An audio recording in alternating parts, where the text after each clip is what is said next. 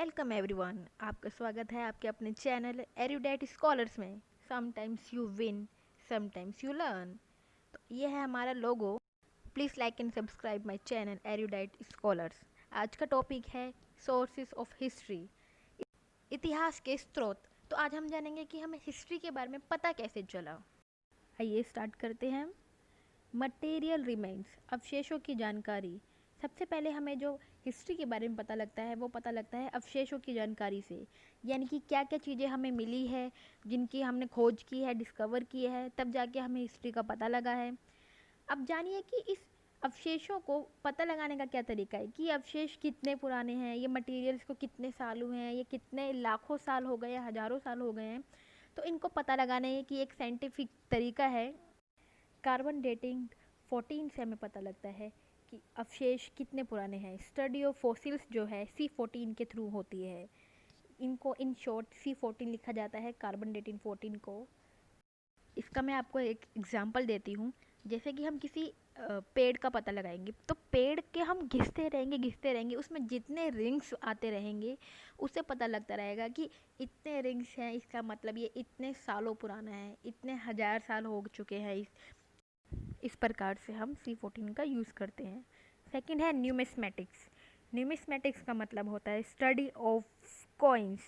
प्राचीन काल सिंधु सभ्यता में सेल खड़ी स्टेटाइट के सिक्के चले, परंतु इन्हें महत्वता नहीं दी गई। फिर प्राचीन काल में चांदी के सिक्के चले, जिन्हें जिन्हें इंडियन पंच मार्क्ड कॉइन्स कहा गया। भारतीय आहत मुद्राएं, ये मुद्राएं बहुत ही प्रचलित हुई। इन पर नेचर के सीन दर्शाए गए। पहले ज़माने में क्या होता था कि सबसे ज़्यादा प्रकृति को पूजते थे, प्रकृति को ज़्यादा मानते थे। इस वजह से जो इन सिक्कों पर मुद्राएं मिली हैं वो थी नेचर की, प्रकृति की। किसने चलवाई ये अभी तक विवादित है। ये पता नहीं लग पाया है कि इन सिक्कों को चलवाया किसने, परंतु ये चले जो थे 5वीं और 6ठी शताब्दी में चले थे। आगे चलकर मौर्य काल में जो चांदी का सिक्का चला, उस चांदी के सिक्के को शतमान नाम दिया गया। ये सिक्का 3rd BC यानी कि 3री ईसा पूर्व में चलाया गया। पहला सोने का सिक्का 165 BC में ग्रीक किंग मिनांडर के द्वारा चलवाया गया। मिनांडर ने अपनी राजधानी पंजाब के साकल में स्थापित की।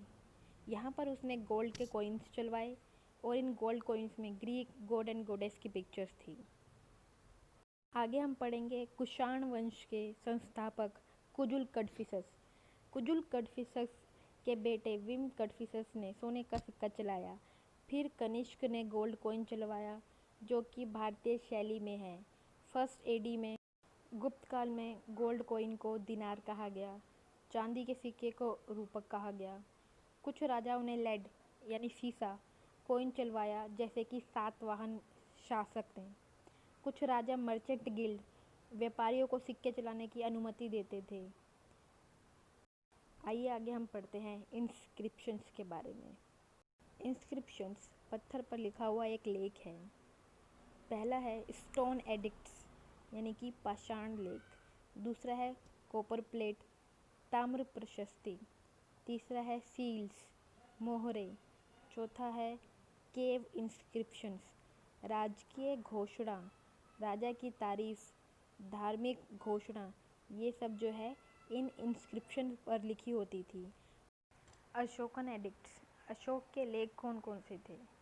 पहला है रॉक एडिक्ट्स, विशाल शिलालेख और लघु शिलालेख।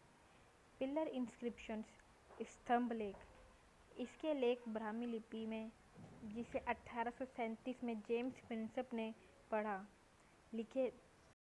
अशोक के लेख खरोष्टी लिपि में लिखे गए थे। यह लेख राइट टू लेफ्ट लिखे गए थे। अरमाइक लिपि अशोक के अभिलेखों में मिली गई है। आउट ऑफ इंडिया भी ये लेख मिले गए हैं अशोक के। यूलॉजी, यूलॉजी का मतलब होता है राजा की तारीफ में लिखे गए लेख। इनमें सबसे पहला जो लेख मिला है वो है इलाहाबाद पिलर इंस्क्रिप्शन, प्रयाग प्रशस्ति। ये संस्कृत में है, जिसे हरिशेन ने लिखवाया। समुद्रगुप्त के बारे में लिखा गया है ये लेख। बाद में अकबर ने इसे इलाहाबाद से शिफ्ट करवा लिया। एहोल एडिक्ट, इसे रविकीर्ति ने लिखवाया। जो कि चालुक्य किंग पुलकेशिन द्वितीय के बारे में है। यह एडिक्ट प्राकृत भाषा में लिखा गया है। चोल शासक चामुंडराय ने कॉपर प्लेट्स ताम्र पत्र बनवाए। फिर आती है सील्स। सिंधु सभ्यता में हर शेप की सील्स पाई गई जिन पर देवी देवता के चित्र बने हुए थे। मोहनजोदड़ो में पशुपति। ये था हमारा आज का टॉपिक, सोर्सेस ऑफ हिस्ट्री, इतिहास के स्रोत। नेक्स्ट वीडियो में हम कुछ क्वेश्चंस को कवर करेंगे। Till then bye bye.